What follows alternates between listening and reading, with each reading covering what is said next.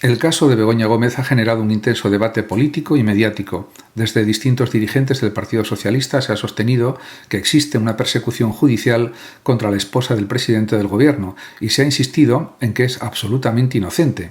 Sin embargo, más allá de las posiciones partidistas y de las declaraciones políticas, conviene recordar algunos principios básicos que deben regir en un Estado de Derecho que realmente lo sea. En primer lugar, cualquier ciudadano tiene, es verdad, derecho a la presunción de inocencia y a todas las garantías procesales. Begoña Gómez no es una excepción y, por tanto, merece que sus derechos sean plenamente respetados, pero, precisamente porque todos somos iguales ante la ley, tampoco puede existir un trato de privilegio por el hecho de ser la esposa del presidente del Gobierno. La igualdad ante la ley y ante la justicia exige que se apliquen los mismos criterios para cualquier ciudadano, para cualquier persona. En este sentido, es cierto que pueden existir discrepancias sobre determinadas actuaciones durante la instrucción o sobre algunas decisiones judiciales. En un sistema democrático, esas cuestiones deben ser resueltas por los órganos competentes y, en su caso, por las instancias superiores correspondientes a nivel judicial. Son los tribunales quienes tienen la responsabilidad de determinar si las actuaciones se ajustan o no al ordenamiento jurídico existente.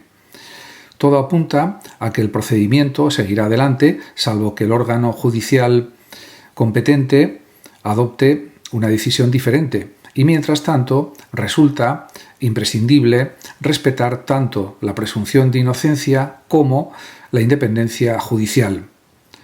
De esta manera, lo que resulta difícil de entender es que desde el propio partido que gobierna se dé a entender que las investigaciones carecen por completo de fundamento o que se desacredite de manera tan contundente al juez encargado del caso.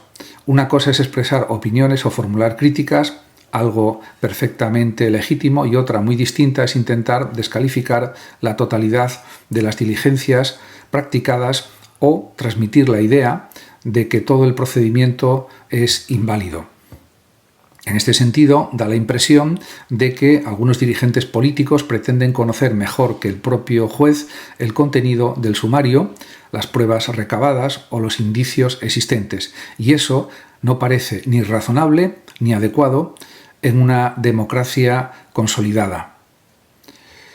La mejor garantía para todos los ciudadanos es dejar que la justicia actúe con independencia, respetar sus decisiones y evitar cualquier intento de presión política.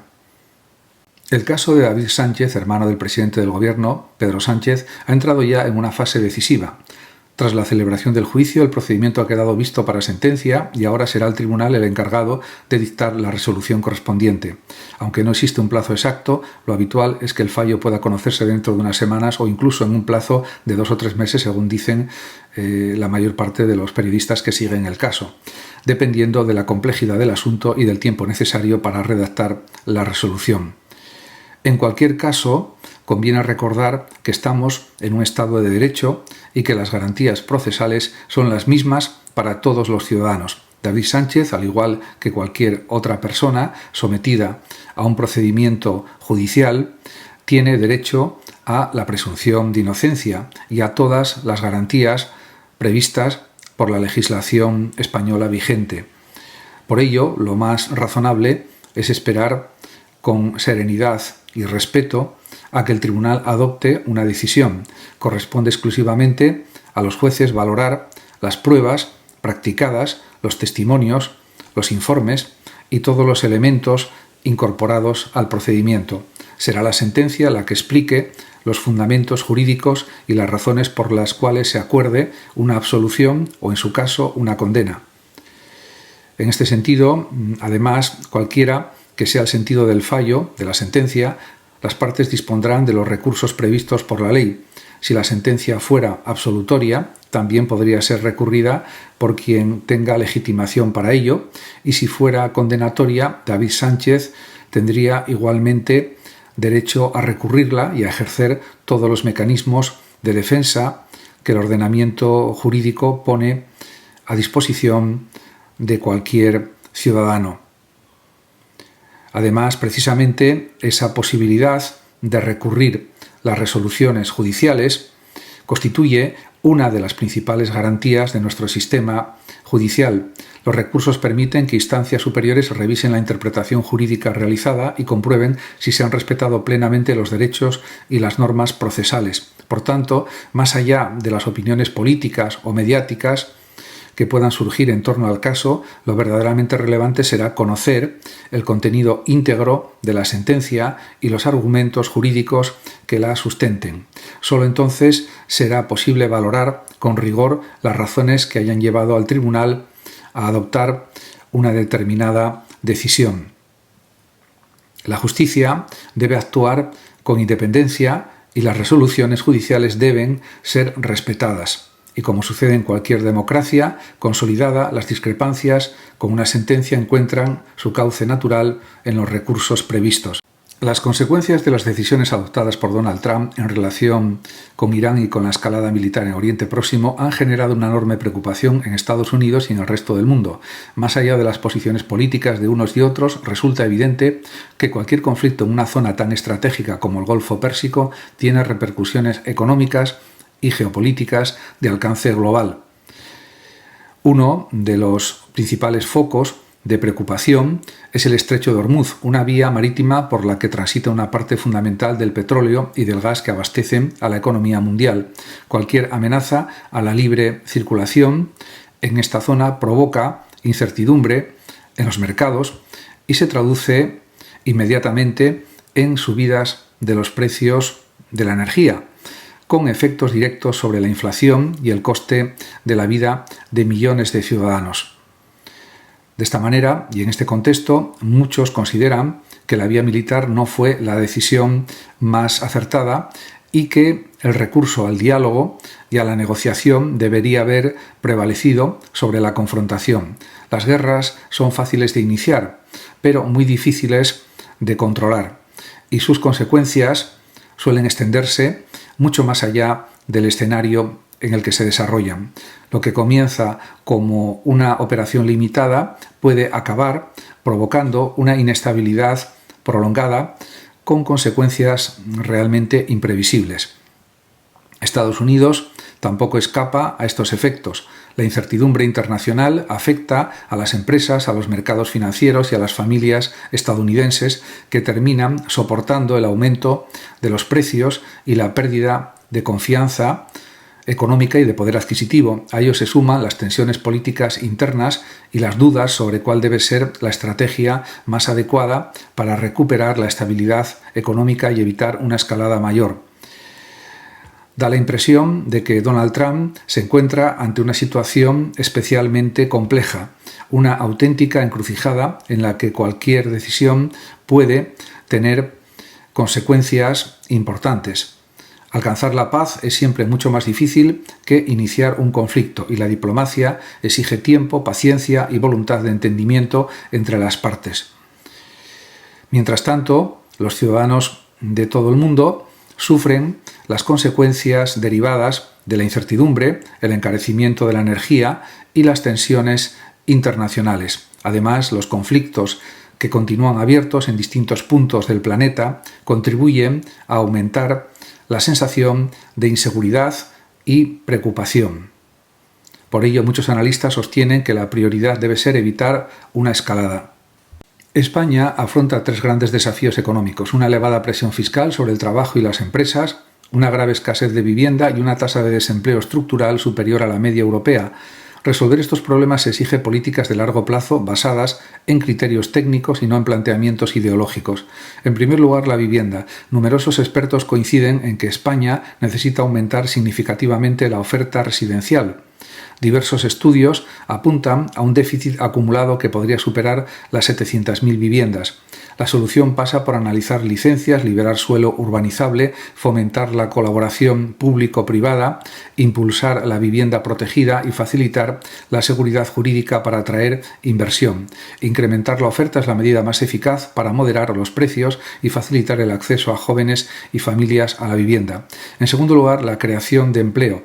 España sigue padeciendo un paro estructural elevado. Para combatirlo, muchos economistas proponen simplificar regulaciones, reducir cargas administrativas, mejorar la formación profesional, adaptar los sistemas educativos a las necesidades empresariales y favorecer la innovación y el emprendimiento.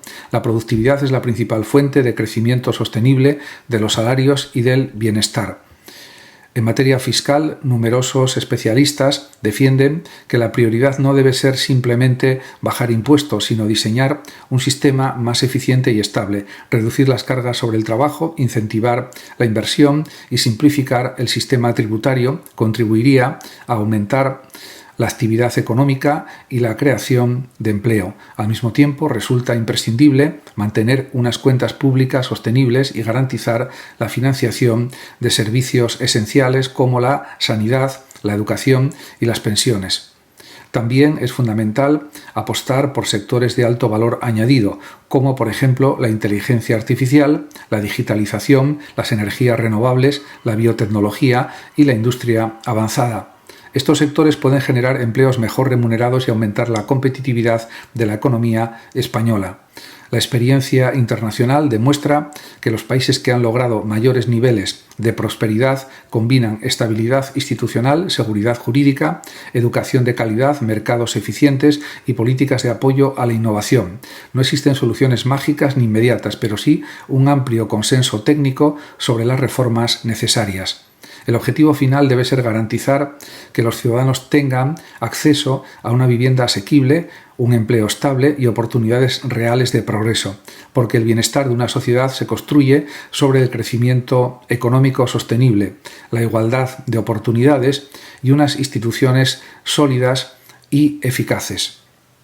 En el caso de España, el Sistema Nacional de Salud es universal y gratuito y está considerado uno de los más eficientes del mundo en relación coste-resultados. Sin embargo, en los últimos años ha experimentado tensiones crecientes. Entre los principales problemas destacan las listas de espera, la saturación de la atención primaria, la escasez de profesionales en determinadas especialidades médicas y la desigualdad territorial en el acceso a servicios sanitarios. En este sentido, hay que decir que las mejoras necesarias pasan, en primer lugar, por un aumento sostenido de la inversión sanitaria, especialmente en atención primaria, que actúa como puerta de entrada del sistema. También es fundamental mejorar las condiciones laborales de médicos y enfermeros para evitar la fuga de talento y atraer nuevos profesionales.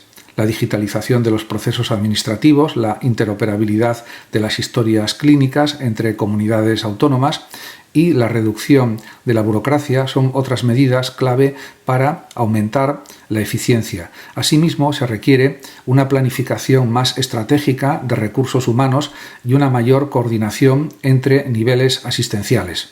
En el caso de Estados Unidos, el sistema sanitario es muy diferente, predomina un modelo mixto basado en seguros privados con una cobertura pública limitada a colectivos concretos como mayores o personas con bajos ingresos. Este sistema genera una de sus principales debilidades, el alto coste sanitario per cápita, muy superior al de otros países desarrollados, junto con importantes desigualdades en el acceso a la atención médica.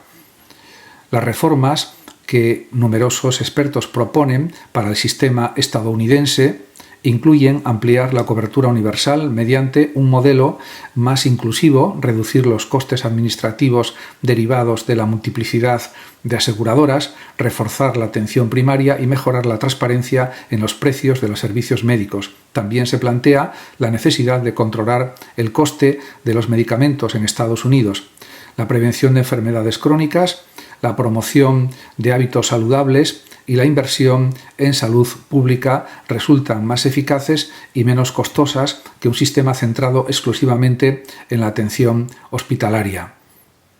Las listas de espera para acceder a especialidades médicas en España son, en muchos casos, excesivamente largas y generan una situación realmente preocupante para los pacientes que ven retrasado el diagnóstico y el tratamiento de sus enfermedades durante bastantes meses o incluso más de un año, lo que puede agravar su estado de salud y su calidad de vida.